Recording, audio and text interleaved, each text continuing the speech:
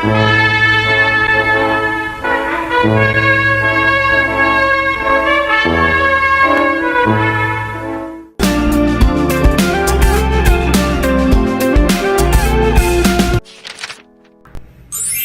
guys! Welcome back sa ating tahanan, and for today, ang pag-uusapan natin is graduation! So, congratulations sa lahat ng nag-graduate ngayong taon, and congrats sa inyo at sa inyong mga magulang at sa mga taong sumuporta sa inyo para makakamit ang tagumpay!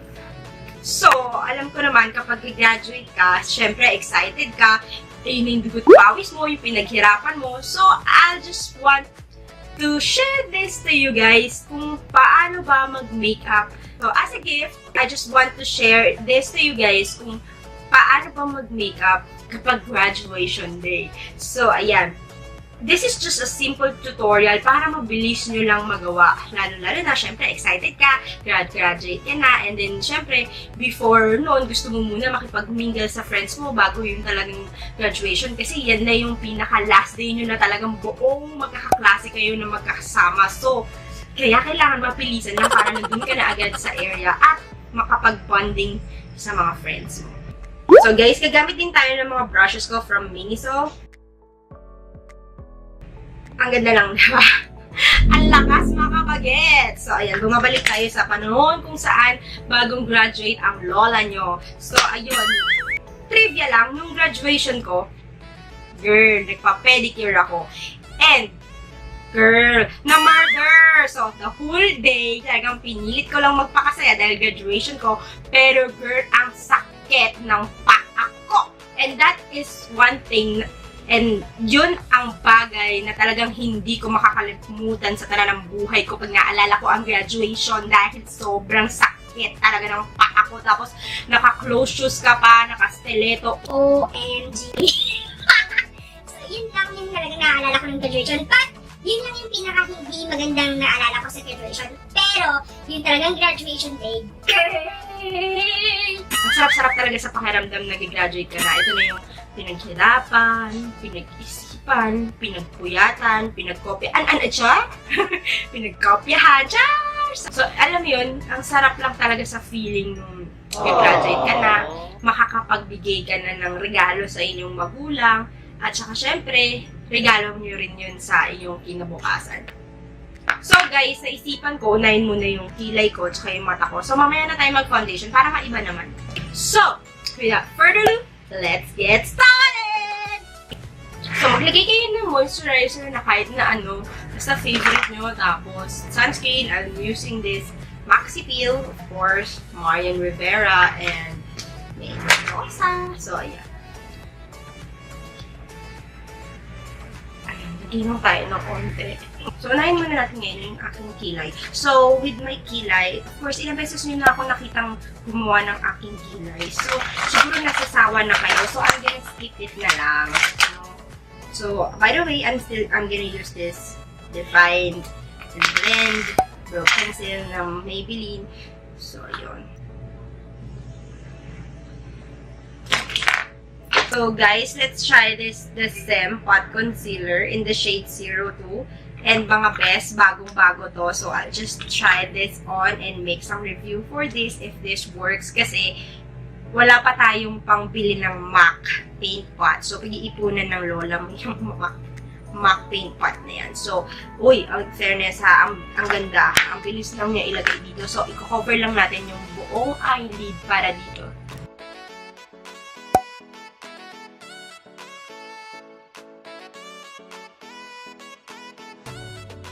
Anyway guys, I'm using this the SEM as my transition shade. So, ito guys. Girls, tingnan nyo.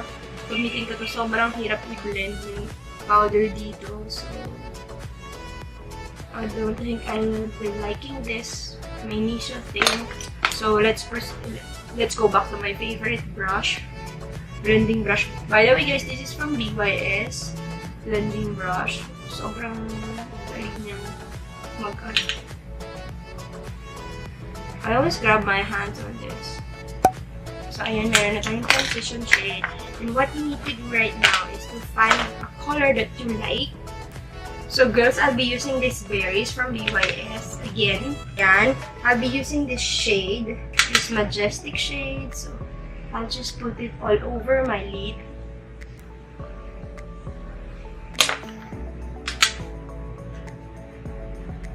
Blend it again.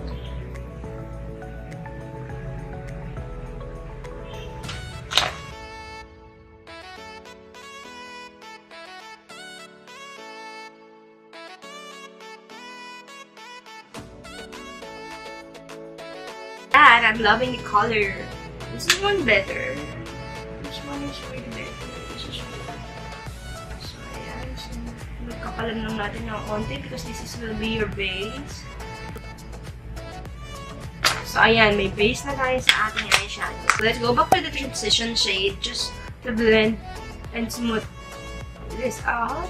And dito, guys.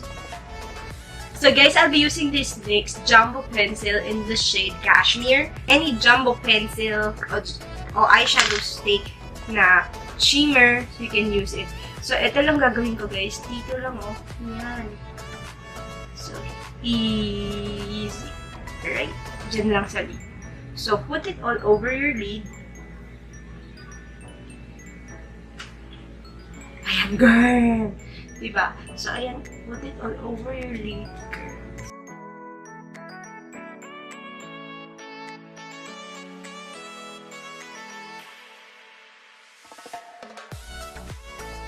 So, ayan, girls, okay na, diba? So, kung meron kayong shimmer dito, mas okay. So, ipapatungan nyo siya para mas kumapit siya doon. So, I'll be using this brush. And then, punta tayo dito sa glow, itong BYS.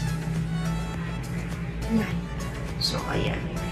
Papatungan lang natin tong cream para talagang mas tumagal and mag-set siya.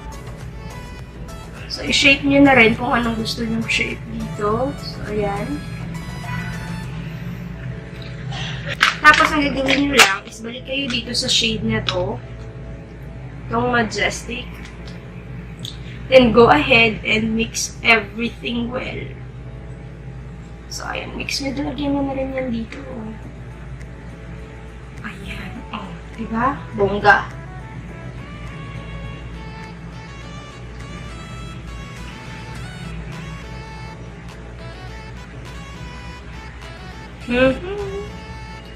Loving in this color.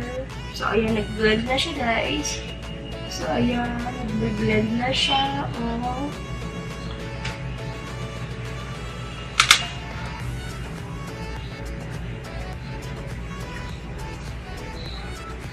So, di ba, napakadali lang. Kung gusto nyo lagyan ng darker shade, pwede din naman.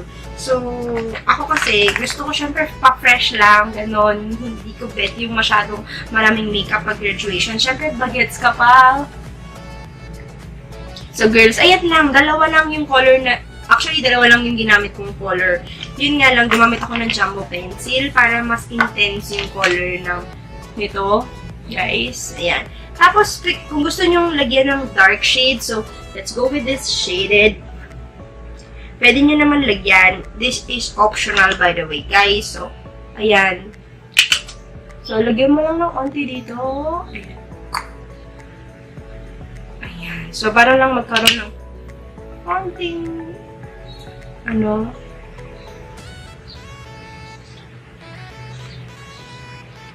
ayan, guys. So, ayan. So, i-blend nyo lang din to para hindi masyadong dark. Blend nyo lang dyan. Stay in place. But blend it. Stay in place and blend everything well. And then, let's go back to our transition shade. So, ayan. So, para mag-lighten. Ayoko kasi sobrang dark. Ayoko ng smoky eye since graduation naman siya. I'm using this my favorite eyeliner, Sleek from Shawil. So, after 10 years in the making, nakapaglagay na rin tayo ng wing eyeliner. So, this is, aminin ko, this is the one na sobrang na-challenge talaga ako when it comes to putting eyeliner, wing eyeliner, specifically. So, I'll be using this Nichido, guys, eyeliner retractable. I'll just put it here. A little bit dito. Duduktok ko lang. Dito lang. Yan, yan lang. Para lang bumukas yung mata. So, I'll be using this Majestic.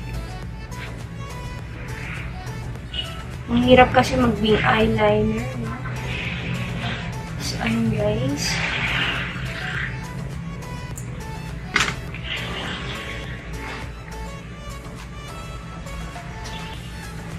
Let's smudge this sa Royal Glow na ginamit natin kanina. So, lagyan din natin ito for the glow. With some white eyeliner.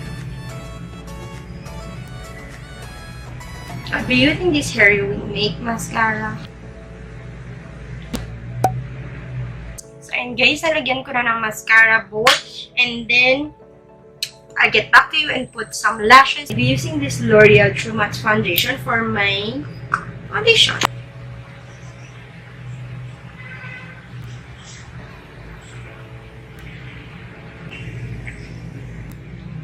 So, ayan guys, I'll be putting this as my concealer. Very light lang talaga. So, ayan, and then let's just try to blend this in using this. So, let's smooth it out. In fairness, this is very dense. Yun nga lang guys, naglalagay siya ng streak. So, hindi siya pwedeng pang-blend. So, I'll be using this, my favorite Real Techniques brushes. Para mag-smoothen out lang. Okay guys, I'm using my Hoola bronzer for my contour.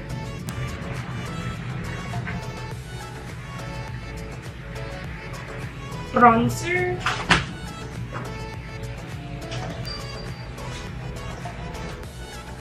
So ayun, lagay tayo ng contour sa ilong.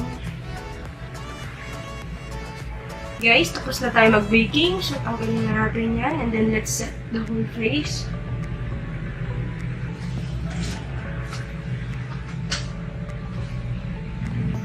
This brush from Miniso. Let's try this kung okay to. Okay.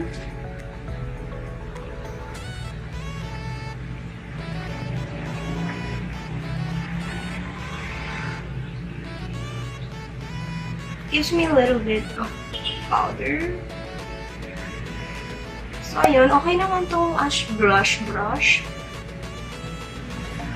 Ang lambot niya, guys. I'm using this Becca in the shade Moonstone.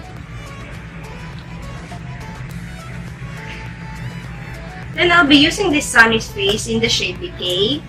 Ito.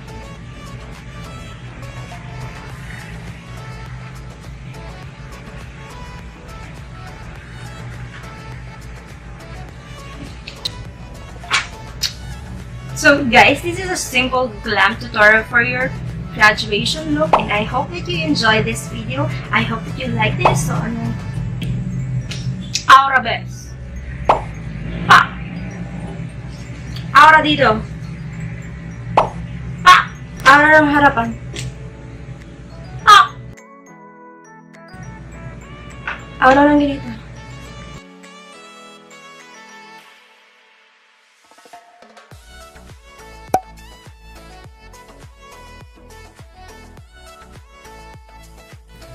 So that's it guys for today's video. Don't forget to follow me in my social media accounts. It's Liah Jansaline for my Instagram, for my Facebook, it's Liah Kate, and for my Twitter account, it's Liah Kate as well. So guys, i-click nyo na rin yung red button na yan or yung subscribe button na yan dun sa mga hindi pa nakapag-subscribe sa akin kasi libre lang yan guys. And please don't forget nyo na rin i-click nyo yung ring button so you'll get notified for my next magandang videos. And guys, before you go, gusto ko lang magsabi na magkakaroon ako ng upcoming Q&A. So, please, i-comment nyo yung down below yung mga questions nyo and assumption nyo tungkol sa akin. So, I'll be putting that in my next video. And shoutout nga pala sa mga friends na nanonood ko dyan. Si Mylene, si Mama Bebot, si mga taga-Efros, taga-Baraswain. Hello sa inyo. And that's it, guys! Thank you